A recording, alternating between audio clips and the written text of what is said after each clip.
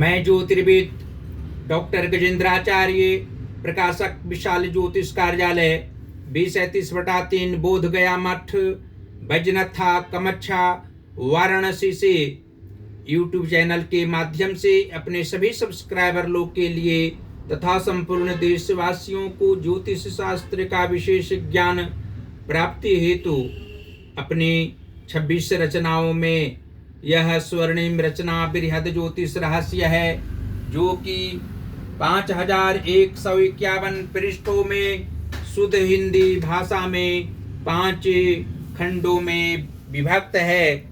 इस ज्योतिष महाग्रंथ बृहद ज्योतिष रहस्य को इतनी कलम से हमारे द्वारा रचना हुई है। आज आप लोगों को जन्म कुंडली के द्वितीय भाव में बुध तथा शुक्र ग्रह को एक साथ बैठने का फल स्पष्ट शब्दों में वर्णन करने जा रहा हूँ। जन्म कुंडली के द्वितीय भाव में बुध तथा शुक्र के मेल से जातक उच्च कोटि के व्यापारी होते हैं।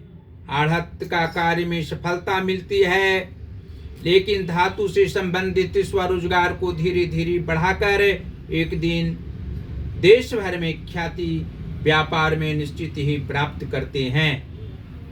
लक्ष्य तक पहुंचने के लिए बहुत तपस्या व संघर्ष जातक को आयु के 16वें वर्ष से मुख्यतया आगे 24वें वर्ष की अवस्था तक असाधारण ढंग से करनी पड़ती है। विवाह होने के उपरांत प्रगतिशील जीवन होना तथा स्वजनों से मदद मिलना इनके व्यापार में लाभोपयोगी सिद्ध होता है। शिव भक्त ये जातक होते हैं। धन भाव में बुध के साथ शुक्र को होने से निश्चित ही भगवान शिव की कृपा इन पर निरंतर रहा करती है। द्वितीय स्थान के स्वामी बुध हों और बुध शुक्र के साथ यहाँ विद्यमान भी हों तो जातक महत्वपूर्ण कार्य को तत्परता के साथ करने वाले होते हैं तथा जो कर्म इनकी नजरों में करने योग्य नहीं होता उसे अंतोगत्वा नहीं करते हैं। निर्भय होकर व्यापार में कार्य करने की क्षमता वाले ये जातक दूर दूर क्षेत्रों तक रोजगार युवक को साथ लेकर करने वाले होते हैं। शिक्षा किसी भी व्यक्ति को देने के लिए तत्पर रहा करते हैं। ये भावुक हृदय के होते हैं। सामाजिक कार्यों में विशेष लगाव रहने से इनको लोग समाज के मुखिया मानते हैं। इस जातक के द्वारा नाना प्रकार की खुशियां जीवनों पर्यंत सबको इनके द्वारा प्राप्त होती है और यह भी स्पष्ट शब्दों में आप लोग जान सकते हैं कि जन्म कुंडली के नवम भाव अर्थात भाग्य व धर्म भाव के स्वामी शनि ग्रह हों और धन भाव के स्वामी बुध ग्रह हों तथा बुध शुक्र के साथ द्वितीय स्थान में विराजमान हों तो जातक को किसी भी रूप में धन का अभाव नहीं रहा करता है। ये अपने कर्म क्षेत्र में अपनी इच्छा के अनुसार धनोपार्जन करने वाले होते हैं। स्वतंत्र विचारधारा इनकी होती है। उच्च विचारों से युक्त रहा करते हैं। त्याग की भावना इनमें निरंतर निहित रहती है और सामाजिक कार्यों में अभिरुचि इनकी रहा करती है।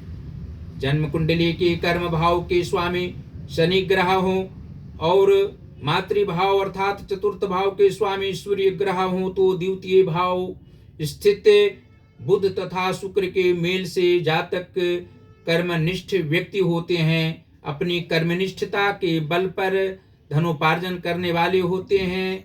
अपने पर विश्वास रखने वाले होते हैं। स्वजनों की भावनाओं को समझने वाले होते हैं। स्वजनों के द्वारा भी इनको मदद प्राप्त होता है।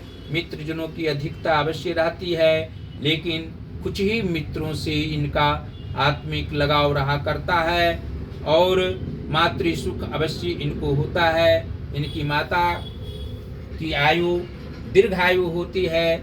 स्वस्थ शरीर उनका अवश्य रहा करता है। त्याग की भावनाओं से युक्त रहने वाली इनकी माता होती हैं। और जन्म कुंडली के एकादश भाव के स्वामी अर्थात लाभ भाव के स्वामी गुरु बृहस्पति हों और पंचमेश बुध ग्रह हो तो द्वितीय भाव स्थित बुध तथा शुक्र के मेल से जातक लाभकारी व्यक्ति होते हैं। ये जिस भी कार्य में हाथ लगाते हैं उस कार्य को संपन्न करके ही रहते हैं और अपने विवेक से कार्य करने वाले होते हैं। विद्या की अधिकता इनमें अवश्य रहा करती है। इनकी संतानों में भी विद्या की अधिकता रहती है। पुत्र सुख इनको अवश्य होता है।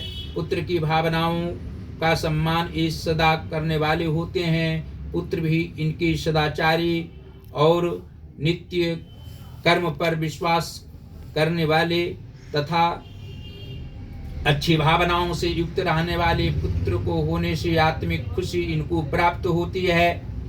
और जन्म कुंडली के सप्तम भाव अर्थात दाम्पत्य व रोजगार भाव के स्वामी मंगल ग्रह हो और लग्नेश शुक्र ग्रह हो तो द्वितीय भाव स्थित बुध तथा शुक्र के मेल से जातक का दाम्पत्य जीवन सुखमय रहा करता है।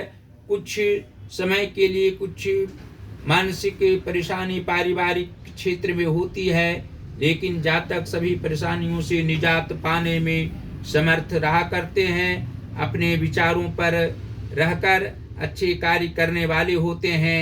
परिवारजनों की सेवा करने में तत्पर रहा करते हैं और इनकी पत्नी भी इनकी भावनाओं को समझने वाली होती है। लक्ष्मी स्वरूपा होती है और वह पढ़ी लिखी होती है। दीर्घायु भी इन्हीं के समान इनकी पत्नी को भी होती है। और जन्म कुंडली के अष्टम भाव अर्थात आयु भाव के स्वामी गुरु बृहस्पति हों तथा व्यय भाव के स्वामी मंगल ग्रह हों तो द्वितीय भाव स्थित बुध तथा शुक्र के प्रभाव से जातक की दीर्घायु होती है। यश प्रतिष्ठा प्राप्त करने की इच्छा इनमें अवश्य रहा करती है।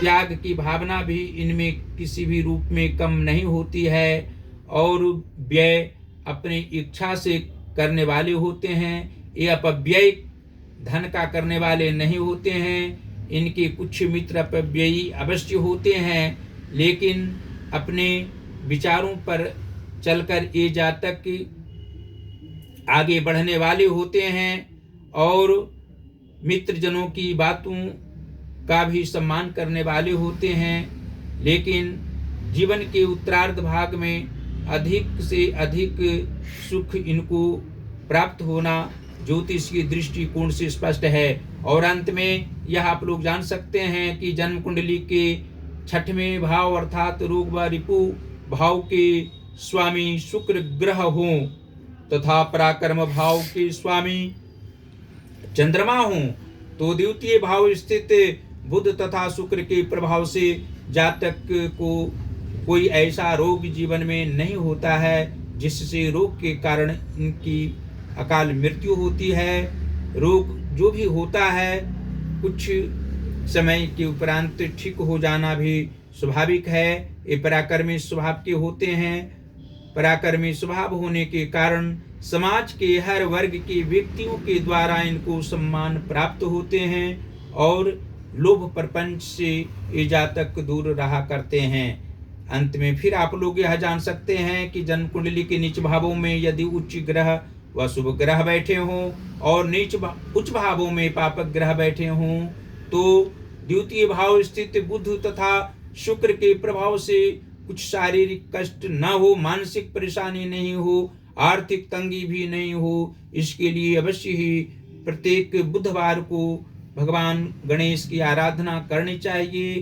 भगवान गणेश पर दुर्वा अवश्य ही अर्पित करने से आत्मिक सुख प्राप्त होगा और भगवान शिव जी की आराधना अवश्य करनी चाहिए। ओम नमः शिवाय मंत्र का 5 माला की जप करने से आत्मिक सुख जातक को प्राप्त होंगे।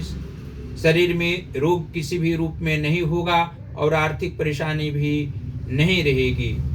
अंत में इस ज्योतिष महाग्रंथ बृहद ज्योतिष रहस्य 5 खंडों को आप लोग अपने अपने घरों में अवश्य ही मंगवावें और किसी भी संस्था में इसको रखने से जितने व्यक्ति इसका अध्ययन करेंगे अवश्य ही ज्योतिष शास्त्र का ज्ञान उन्हें प्राप्त होगा और जन्म कुंडली देखने के लिए एक अच्छे ज्योतिषी की भांति ज्ञान हो जाना स्पष्ट है और उससे अनेकों जन का कल्याण व्यक्ति कर सकते हैं। और इसके अतिरिक्त हमारी सभी रचनाओं को भी मंगवाने से इसका अध्ययन आप लोग करेंगे तो अवश्य ही भगवान भोलेनाथ की कृपा और माता अन्नपूर्णा जी की कृपा प्राप्त होगी। आप लोग सदैव स्वस्थ रहेंगे, प्रसन्न रहेंगे। और जो ज्योतिष महाज्ञान चैनल हमारा है अवश्य ही उसको सब्सक्राइब करें। इसी शुभकामनाओं के साथ धन्यवाद।